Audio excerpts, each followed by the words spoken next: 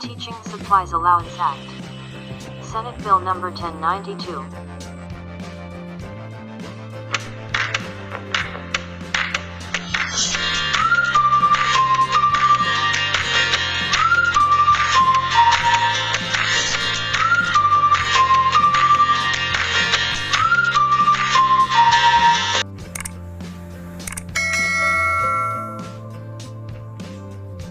Disclaimer. This video is created for information, education, and dissemination. No copyright infringement intended. The Senate Bill Number 1092 or the Teaching Supplies Allowance Act has been approved in the second reading and now up in the third reading.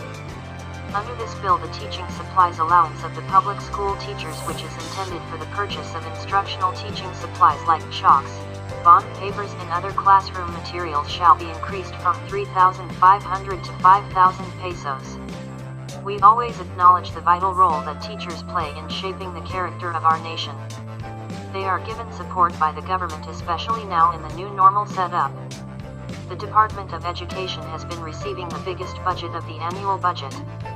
In spite of this budgetary support, however, we recognize that resources allotted to teachers are still inadequate.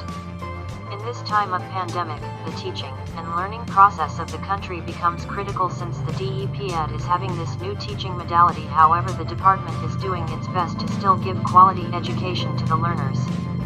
However, we tend to forget that teaching supplies are not often listed like other items on education spending, but it must be given priorities also, since teaching supplies are very important in helping the teachers in instilling the lessons to the learners effectively.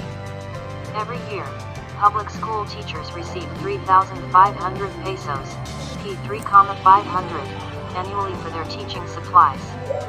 Under this bill, the teaching supplies allowance of the public school teachers, which are intended for the purchase of instructional teaching supplies like chalks, bond papers and other classroom materials, shall be increased from 3,500 to 5,000 pesos.